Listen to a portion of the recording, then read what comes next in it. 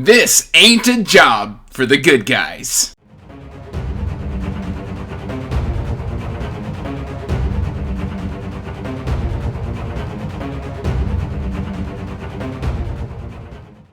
Hey everyone, welcome back to Andrew's Wizardly Reads, and today we've got another book review for you. But before we get into that, please like, comment, and subscribe to the channel as it does help us grow. And as always, guys, let's just jump right on in to this self-pub book review of The Crew by Sadir S. Samir. Let's get in on this action. Look at this cover. Immediately, the vibe you get from this cover is that this is going to be a zany sort of story.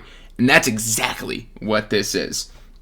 And what this was initially sold to me as was Deadpool meets Kings of the Wild. I disagree. I think this is Deadpool meets Never Die by Rob J. Hayes, because it's got the same sort of structure as Never Die. Basically, we are getting a group of individuals together with extraordinary abilities, with strong powers, and then we are going to do the thing.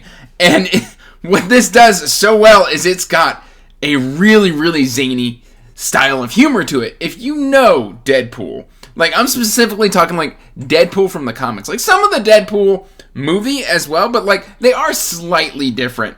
The Deadpool from the comics is just that little bit extra obnoxious than the movie version is, and we get a lot of that here in The Crew. We've got multiple characters who are just a bit much, and that's not in a bad way. They're very entertaining. Very early on in this story, I belly laughed. Like, there's just specific moments in this story that are just hilarious. This is a fantastic palate cleanser that I highly recommend. People who are just kind of in a reading funk, reach for this book, because what it does is it takes humor and it takes dark moments and it smashes them together with interesting combat, interesting magic, fantastic lore, and then delivers a very entertaining product in The Crew, which is the first book. And I believe the Gods of Dust trilogy? Saga? What? Let's see. Saga. This is a saga, which means we can expect more than 3 books. At least that's how I interpret it.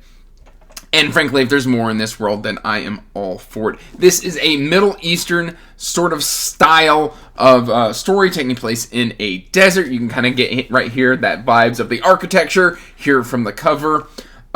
Basically, we've got an interesting kind of setup here.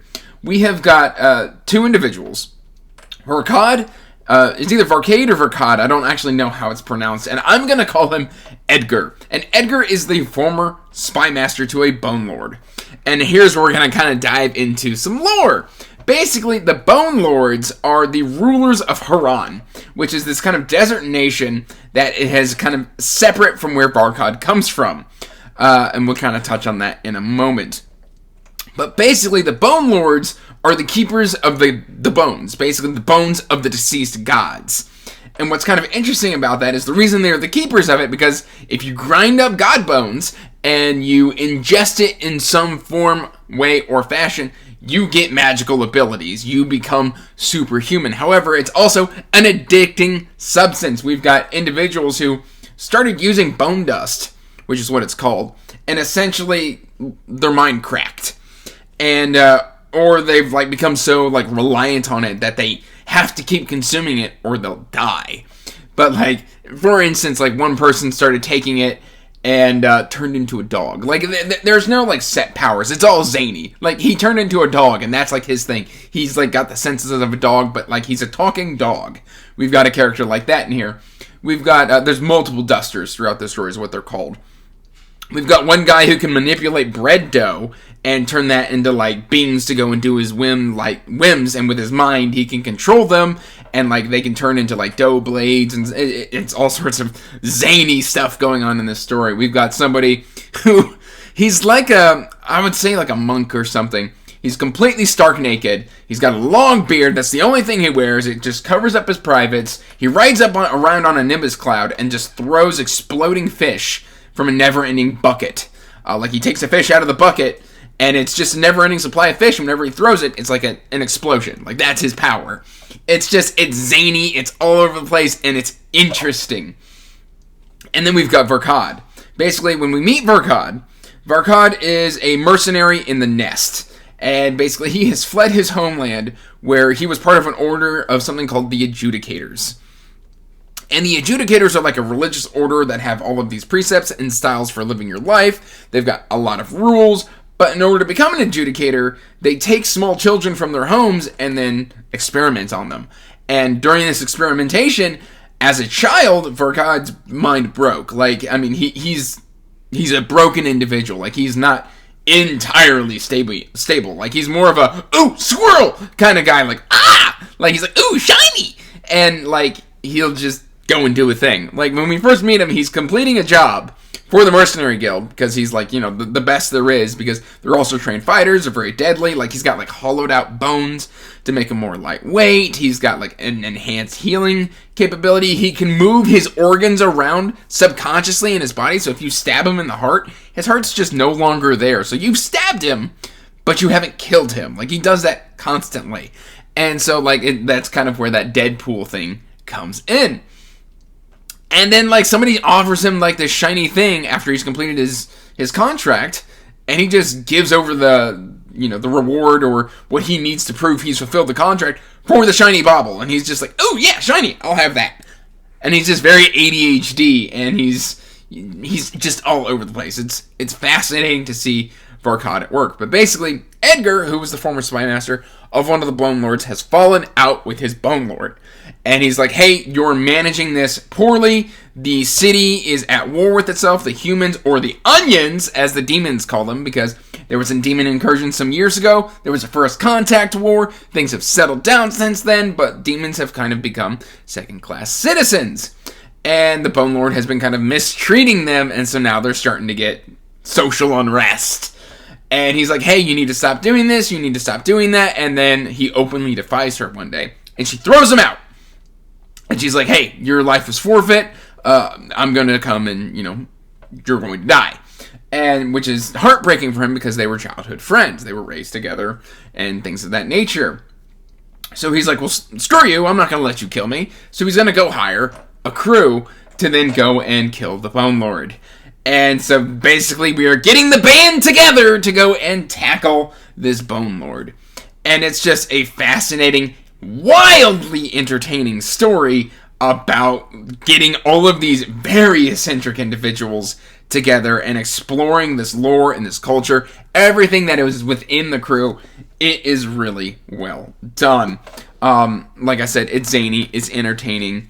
My big con here is at specific moments, the zaniness can get a bit much. Like, there are just times where it's like, oh, okay, like, that was a little over the top. And so it takes that zaniness and it just stays at 100. In moments where you might not want the zaniness, there will still be zaniness. So that's my only real critique. I gave this one a solid 4 out of 5. I really enjoyed the character work. I really enjoyed the character interactions. There's a lot of banter. Not all of it is good-natured, but it's still banter. It's just entertaining to watch Varkad constantly irritate Edgar, and then Edgar get exasperated, only for then another member of the crew to start doing the exact same thing, and then they start playing off of each other. It's wildly entertaining. It's great to kind of get the demon culture, because you don't see demons used a lot within fantasy. And here we do have that element. Basically, we do have a whole demon society, and they're not all just like demon. Like, the demons are wildly different. In fact, we've got 2 demons right here on the cover. We've got this individual who is riding a frog steed by the name of Mozzarella is the name of the frog. It's hilarious. I love Mozzarella. Mozzarella is probably one of my favorite steeds in any fantasy that I can think of right now, beating out even Bella, because the frog's name is Mozzarella. We've got another demon here. We've got a necromancer right here. We've got the necromancer's mother. We've got Varkad right here. And then we've got Edgar over here to the side. We've also got other individuals such as... It's kind of interesting because I don't know what this character quite is. But basically, like, this character is a cannibal. But it's done in such a way that, like, he creeps everybody else out, but they allow him to just keep coming along. And so, like, at any given point, like, there could be, like, a mass litter of bodies, and this person will go around collecting ears for snacks later around, and just watching how the characters react to that kind of situation, like, you would think this is grimdark fantasy, and yeah, that is a very, very dark situation, and yet somehow Sadir S. Samir has made it mildly entertaining. I don't know how he does it, but I highly recommend this for people who love zany and fun and dark humor. Just, if you love those elements in your fantasy, you are looking at your next read right here in The Crew. Please, guys, check this one out. It is a recent release, but it is a lot of fun. I give this one a solid 4 out of 5. And that said, guys, that's really all I've got for you here today. As always, till next time, peace out, stay magical, bye. And as always, I want to give a huge thank you to my patrons.